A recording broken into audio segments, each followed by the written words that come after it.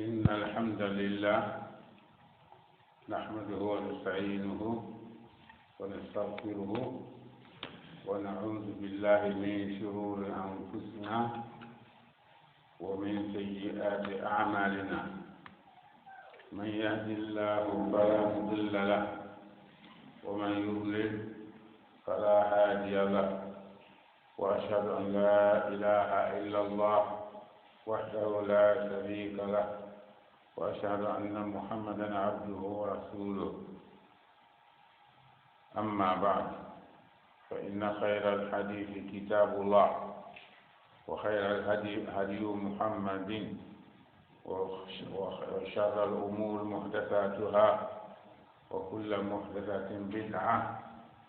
وكل بدعة ضلالة.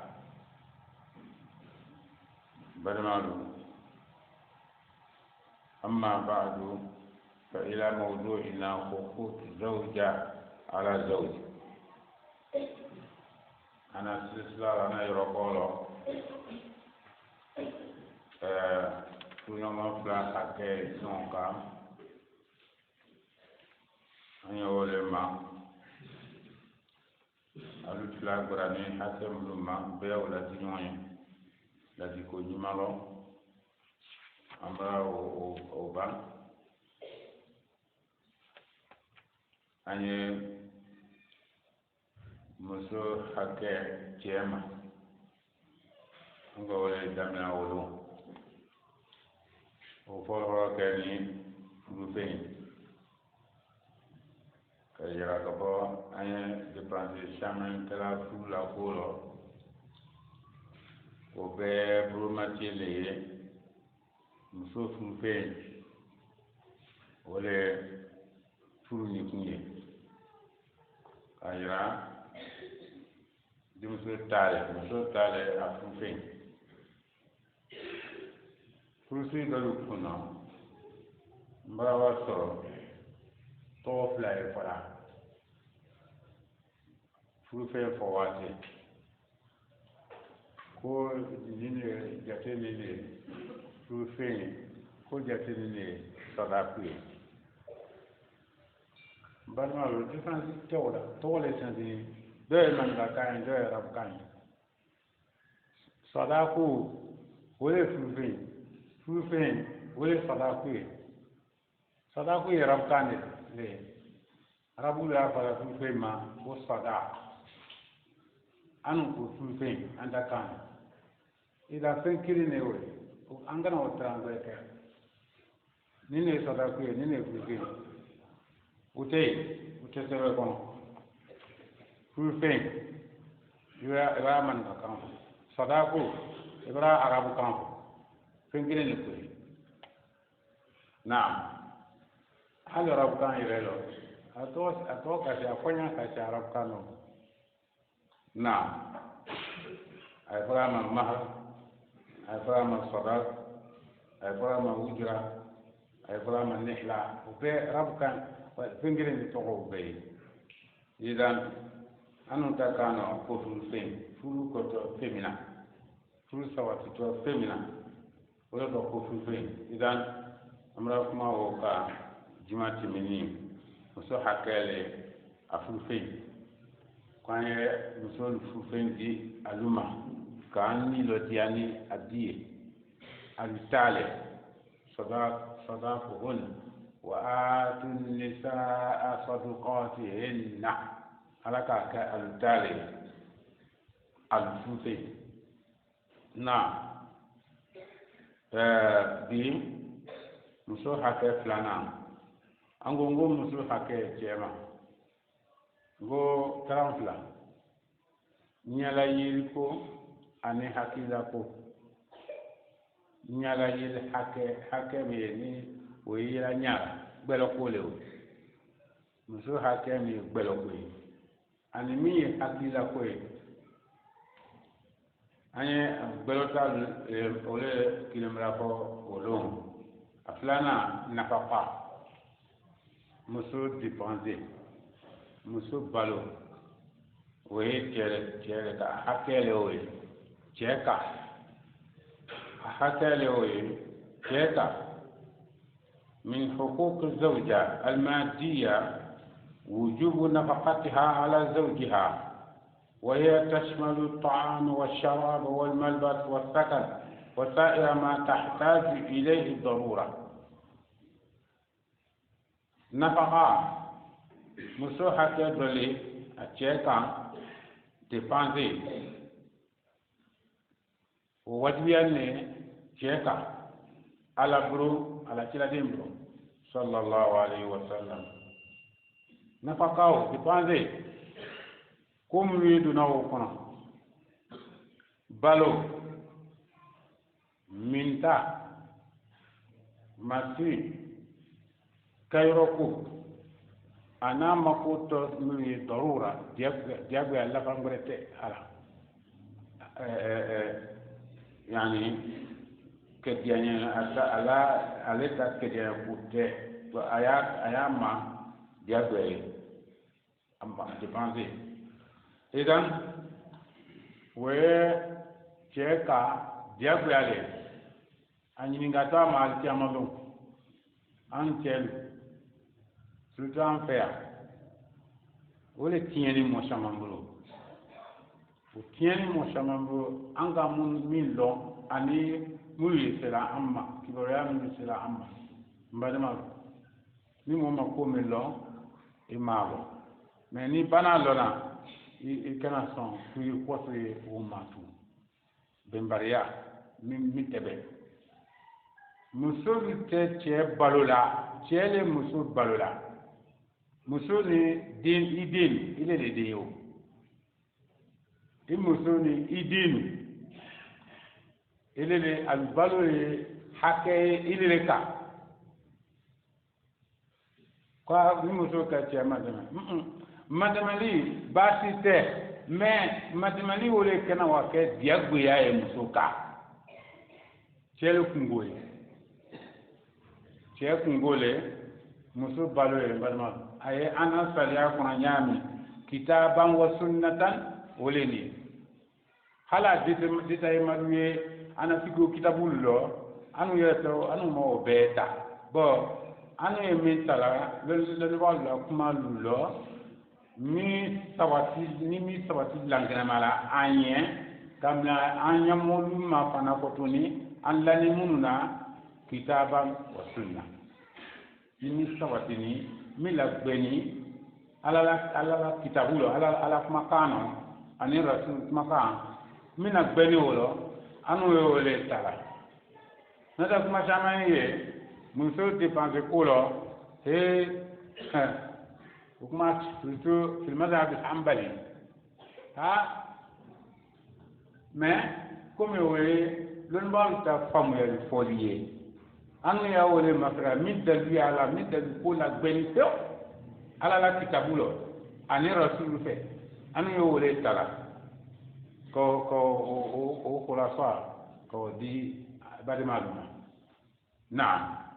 مسؤول دبانزين ويشكا diako yale naam musula madamali basi teke nina proya nafsi ay ya taleka atayra kila fana namaji ile tele yira ni mi musu dependre badama surtout sababu almu ye dakunka min rasul ya fulaw min fulu kan kulayo wole ayika osilo ele moba ni ele obulema alhamdulillah ala la tariya yewle kati ala fana matara ay sabati oka yeto ka fosa ya muso dépendé nous connaissons balo lo ba mi fen lo ba a itaji lo ni muka ule o tetile nuye na qala allah ta'ala anga ko an kumbele ba o boni ala kuma kanelo aha ngo dinani ayimna la alale ni ki ta ko andruma lo ni bana ko la aboni ni ibli ta ko ile kuma kanelo oho iboni o yemini ana sayabo foko wole kubure kanga la ka dalo de nya kana tiran ko anne ma fello na bana kamo nuru ma ame ila kuma lo ko ala ko te wala ilka bo ala kuma ka wala rasul kuma ka wala sahabalu ibina ana la ba iba kale na ay bola ala le fet amra ko dépenser muso dépenser tie ka diabu yale amone o yemini qala allah ta'ala ala ko ar-rijalu qawwamuna 'ala an-nisa ko celle loni muso lu kungola celle qayyum isamena ko ala to dole ko qayyum samawati wal ard ko le loni sani dunya wo cebe kungola ar-rijalu qawwamuna 'ala an-nisa celle loni muso lu kungola sababu fla ko so بما فضل الله بعضهم على بعض كسببك على لك الدوفت يا دوي كتير تشغلو كوفت يا مزو غلغوي على لك فمسو كنا يلولا على لك تشغلو تسيا منانيا فلانغو غلغو مسو كلن دوي او تشتانse او placer sur à la fête wole ko ya fara ko groupe che groupe ala le ko lu tite ya muso groupe ma kele pa kunne oyi wole ma tele loli lu kungola wa bima anfaqu anyo wole ma ani che la dépenser sababula dépenser che le ma ko bla o kun ko so che le sanfe che le sanfe place là musuluka we ala kuma kan sura nisailo aya 28 la wa qala ta'ala an alaku liyumtik zu sa'tin min sa'tihi ko ala bara fansiya mu'mina ala bara fansiya ilma ki banaya kila dépenser ka ila banaya hak jatela ila banaya jatela kan kon buya mi buru aboni ala le fe ala be se ki la be me et mete ka lutte la dépenser ka lu balo o mo ke se ile balo o ala be se o kila ya rabbi ka an kisi ko juma ma ala ma o kila ni ko sa du la wata tu ala bra la wata ke mu'mina we dépenser ke la wasa jate ola ya se ele beyuna balona jate mino fandan yere fandan balonya adobrete fa ole nga ele bana ele o i balo kenya e imala ko nyumalo rasul makan ko sallallahu alaihi wasallam ako inna allaha يحب إذا أنعم على عبده أن يرى أثر النعمة عليه كو أدوما عليه نا فانسي على جوما أي على فانسي نوي إيه كان إذا ديبانسي que mon pelo pendant au seconing dans jeté ele bana ele la dépenser kanya le oui kon buyalo ala ko malum barialo ala kubayalo ya rabbi ka an kisul malama o kiranya wa man qudira alayhi rizquhu mi hariyo jara aseta ye mi abro ole we abaninde alonala me ala ka mi sikaye woleti wo ko we ata devanze ke ajate uma doye we wa kama le dila lolo ile wa lolu so ko gban ile bo ile halal dane o on ile dépenser bo wa lolu na liyunfik zu sa'ti min sa'ti wa man qadara alayhi rizquhu falyunfik mimma ataahu Allah koni mi hadiya jara ko we de ata dépenser ke sinon ala ka somina na wa qala ako fana ala ko dalil sawana lewo ala ko wa ala al mawlud lahu rizquhunna wa kiswatuhunna bil ma'ruf la tukallafu nafsun illa wus'aha ko den sorola miɲɛ yani famane koy ko naalu balo yo naalu dépense ye wuluma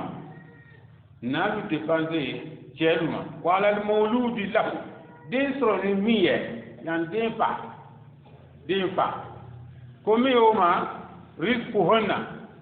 musu alu den na musulu wulu balo we cɛlima we den falema وعلى المولود له رزقهن وكسوتهن الولاد مسيكو الفريابو وفالما بالمعروف وكان الإسلام ما يفنى كان يكون داليه كان سيتيه كان نياسوسويه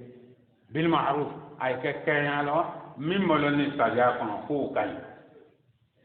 نعم وآية سبعة وبايرا ko dépenser muso hakɛ cɛ kan dépenser muso cɛ le dépenser kan muso dépensera hali ko muso ye miliyaritaire le na ala miliyaritigiya wolo hala min sɔ dɔrɔmɛ kelen na ni yakilikɛla a sɔrɔla o y'a sɔrɔ buru gbɛrɛ de ma mais o t'a sɔrɔla comme il dépasse ana saya ni dal kuma gbɛrɛkɛla mɔgɔ min bolo ka bɔ ala fɛ ye an fayida o la an nafa o la mais mina gbɛni ana kitabu karanɔ ana futu kitabulu sariya kitabulu karanɔ o le de musolu dépenser hakɛ ye cɛ le kan arrijalu qawwamuna ala nisa mun fila kosɔn o bɛ ma an fa ni i ko fɛntɛnbolo jate bɛ bara fɔ ولينفق ذو سعة من سعته ومن قدر عليه رزقه فلينفق بما آتاه الله من سيئة يورث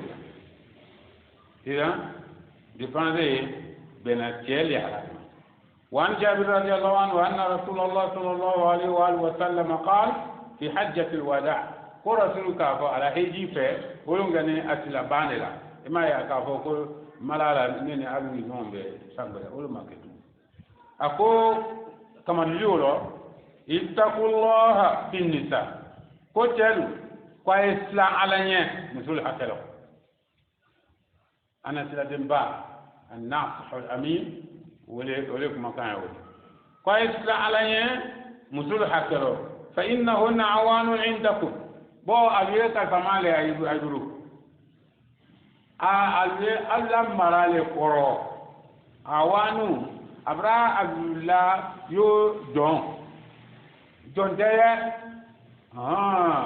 mun fana ayela fulo ko musun donde korole I koro a koro me alaka allomina kwa ikuru ile kwa ikuru iye kwa ila jamel la batu kwa ila ikoro kana fana bunya ima kana kafa ima ay la jamel la batu ay bunya ay do hormaya naam we ala la jamel me horole saya kitilulo mi jonu ka o te ale te kondela ko joni naam umma flare dunya ka ummatul kufur ani ummatul muhammad sallallahu alaihi wa alihi wa sallam ummatul islam bon ummatul kufur ulu ala jule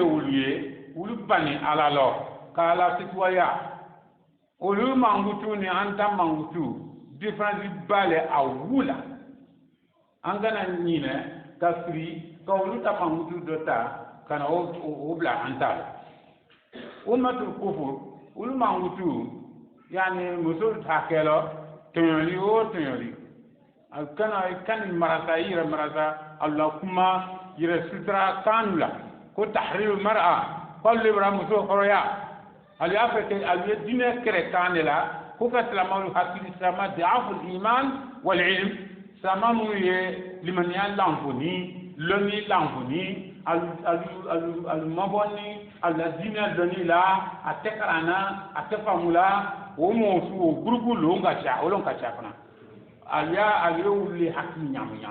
nyam la o hakli nyam tanu o dole o ko silama ya ka muso tan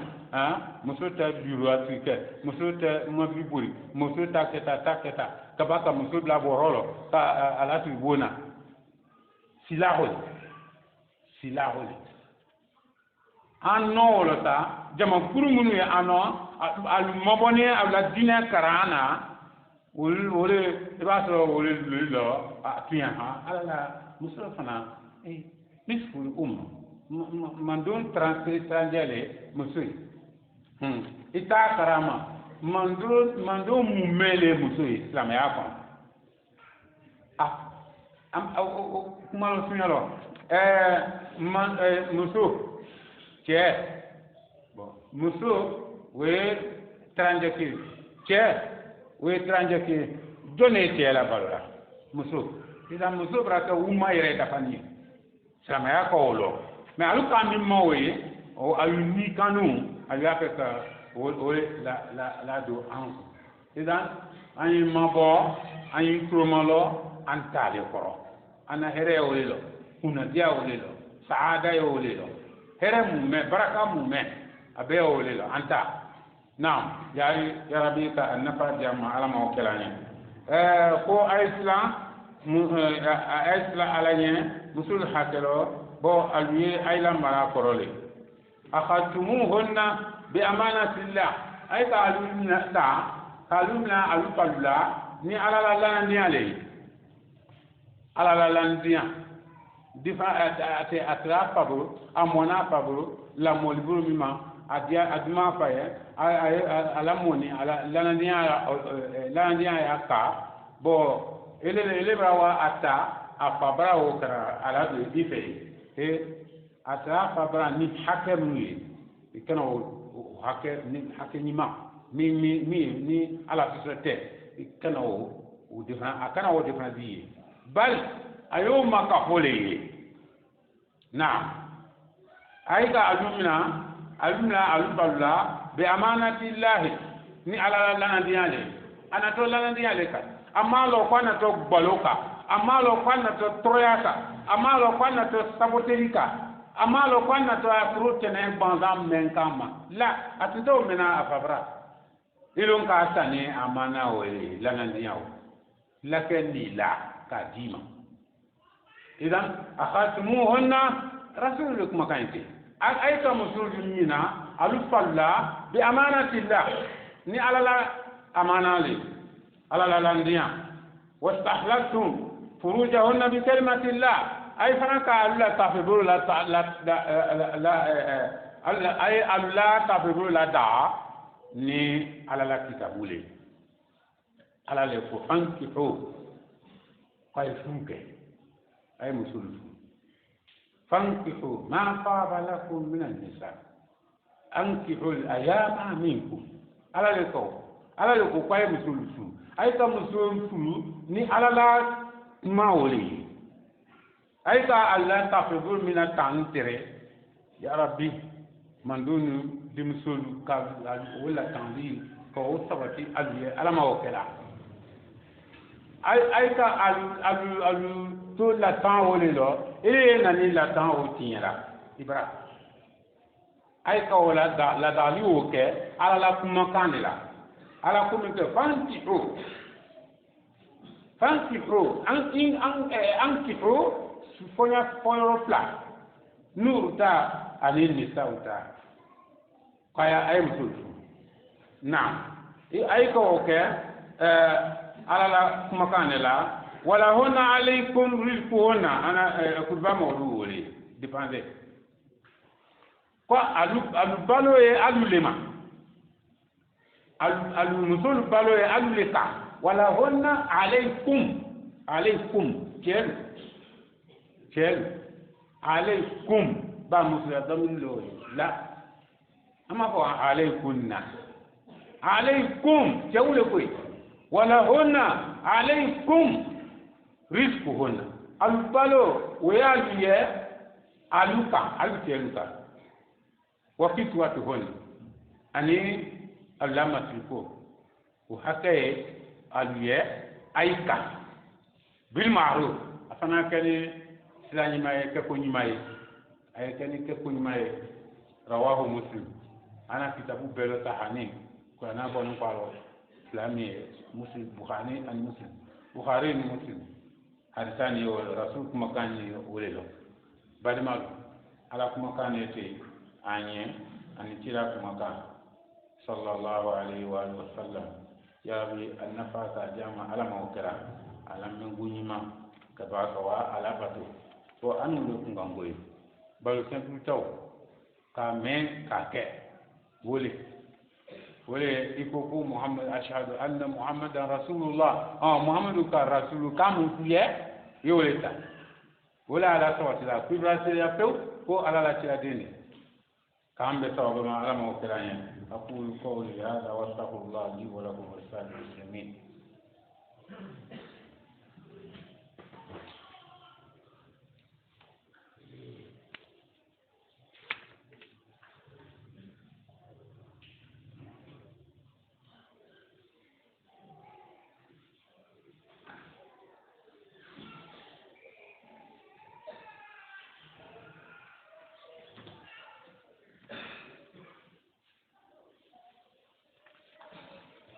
الحمد لله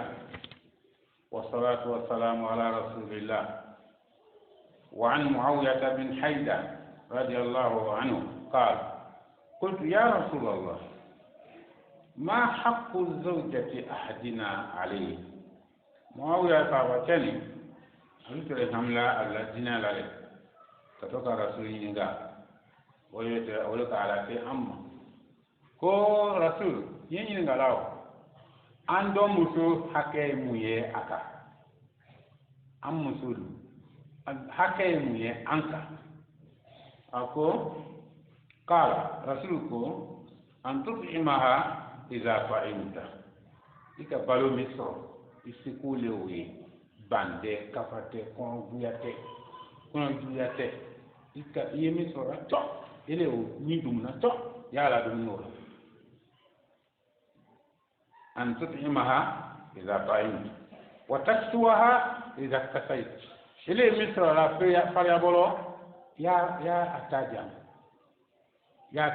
ما فوقو iki kana fa ika fani san lumi fiye musu tata sa olongine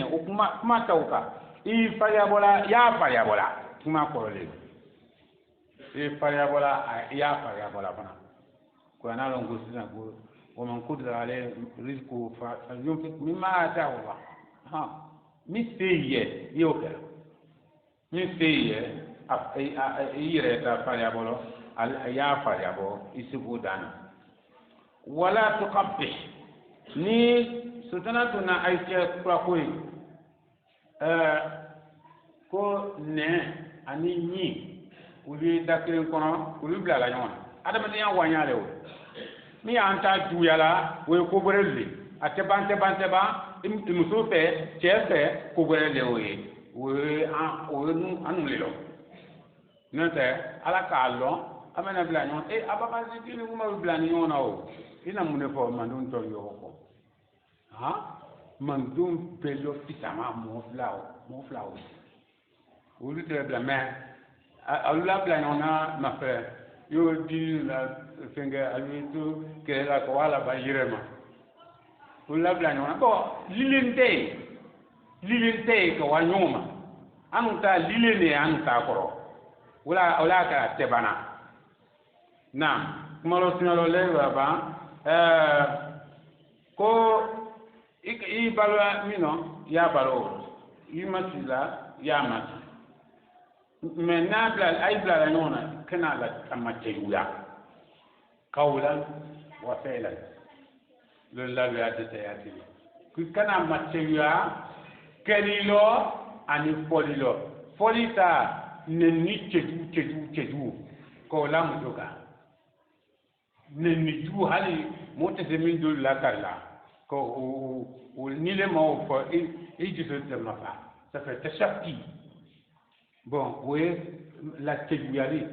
ni se mina kala de musu ni tetu o ni so la kala mais ni du breku mi duma ya nal horote ta ala kala nenka badima o teker ke nyaye we sutana nile o teslama la kerke nyoye tieni cheche ba musuni musu ba musuni a cheche tiena musu che naam we qawl fi'lan ka dif ka manini e ni ka sen kali ni kurutun lal bral te ko ke sema la tirentu iba alaba toke maju musui ibrahima teyya ni ka amanini ka dalala mi fonte se tunatu dafon anu afa ko dafon da bromi tula ibrahima teyya na ko wala to qabbi ku kana wala ikana la dalala halina kala a fan ko yoro a kolo ani a gutulu fanfa mais no ibrahima no lala mi tun ama naka fani bo kana amuso nyon su nyana be amati yanye la tukabbe rasul kote sallallahu alaihi wa sallam wala tukabbe nalala mi mo chaman kononte ateko nyina tene o fona danale o ko so kuma maso wala tabdil wajh na to ni gbatrima e kana gbata nyaalo adama de formu ala fe o ya nyaalo e kana gbata nyaalo tumado iba nyaati kana gbata nyaalo tumado iba wen la ma mitetinutu na yere kera mo fa lagbe wallahi ibrahima ti ya nyaalo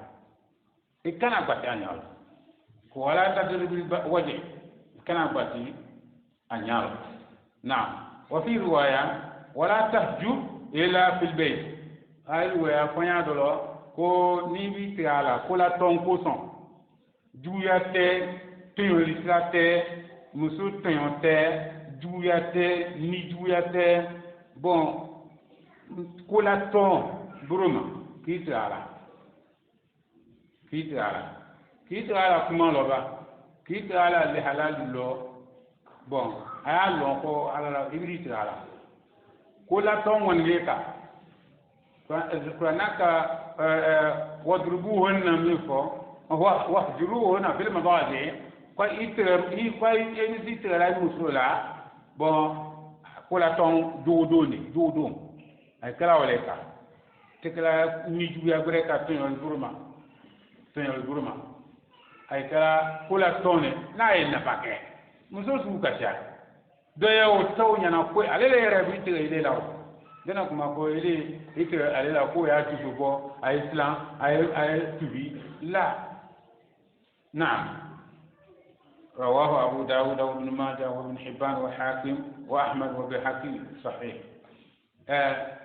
wo kuma rasul kuma kawo sallallahu alaihi wasallam wa ana masadirul mullo ana dina ko kumuno wulu to fanite qala bin qudama ana lalla fiko fitaw bilbili mi mo juzu woro mu jara du woro woko mu'tamadun fi fiqh ولكو اتفق أهل العلم على وجوب نفقة الزوجات على أزواجهن كل لا بيد ينما كفاكو مسؤول ديبانزي جلب كل قنال لا بيد بينهما إذن مي بلالا مسؤول حكى فلانا نو بيد ديبانزي ولوي يا ربي أنا دينا ka afam yali no ya ama alama okera ninga anga fefen famalo a pratique ko on ya ama alama okera bo anu irega kuna diaye atafo ibla alalo hal ni be fi ba alalo inna allah ghaniyun 'anil alamin amma ko taila atafo isra la aife atete no soro la ay fe ali be ki ban alors o troya fuitaka a troya annafa ay anu yere ka naam ay kuma la bana kutuba kundo ana tambio mi kene wolo ay ko sa ka amabama ko nizamu mi la amru organisation mi ya amru ni kono anga mi fam sira dimba puno ana here ni no anyo wole fola aye angana bla dola amala wuma ire kungaran kule je muso ay kungaran kule i kena wan noyima alkiyama lo kan neto misila ya nila yole o ya arabu alama kisila wole ma idan safala tenko ani safara ten kala ten ani safatun kifunona kama gunna ka sina nalu amra ay mama ni bla misi ay fay dol ni dala mo woro wole bla ni ngro abara kama bo ka sababu ke kibral islam ku din ka bo annalu fay ko safara ten gberema aluma bo inani batu kay role ila batu rasul ko sawu sufufakum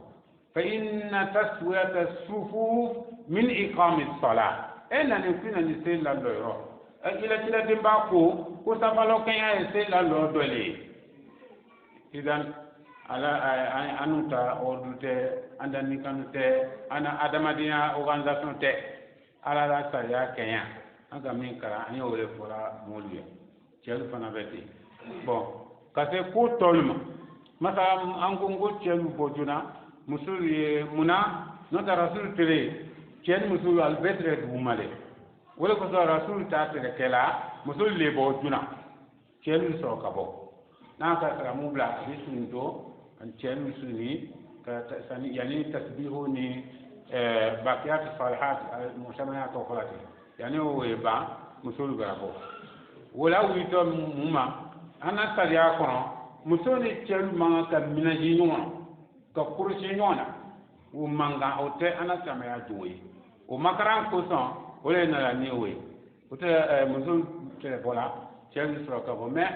ne ka fo lu go anda misi kenya ni o fonyon ko la alawdi ni mi mawlo o kurugbe ya wala an talo celu bofo celu fema boduma musolu bulima ko liye bo tanfe ka ji fro yani bo o gana celu fana toro anko wolelo celu bo jona musolu ye bo soroka bon an din dolue an dim su dolu an dim anadime ya dolu ou bien an na dolu aya mena kwa e kurera o dolu mi damanu o makono ko dolue ni no kumala na dimaya ndin mamani bo mamani o be aylo yimi fola aye ala la saria ikoro islamaya to ko islam ko koro ki koro na bana fola ala la dinya le we ikoro ay sanka boyima du ka boyima nyami to ala la ko be ka boyima ti mi ka fuye we ko te fuye na kiti ya falo antoro la ko wala bi foi o te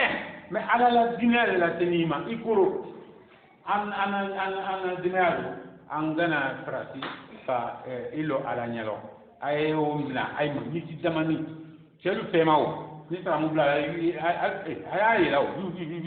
celu fema bon otma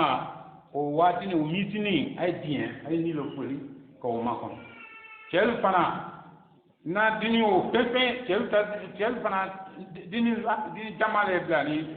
celta singela dokana fana baya dini numa alla barawo ni ka alu toro hal kuma kan ibrahim toro ni o fa bede ni ka kuma kan jufo na dini o pepe ni o bara mbara numra mbara singela yara alla ka fo jo kan mangi dole kana jama mo ba ma kana kuma jufo afaya kunya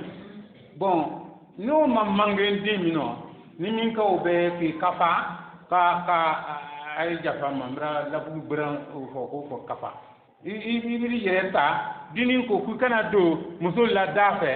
ay ibra o bakuyi ka katimika ibra anna organisation tien ha ana tanzim shar'i ibra o tien wutuma ibra tuse nile ka blay ha o kumste la ko kina kwa ido mo banye ko ikana keta wote mais nile ka blay bademaru wati kana tien ku ke kutuba ko be ala ambe sawaba ana dina la gbe ala ma no ala ma wa sallallahu ala nabiyyina muhammad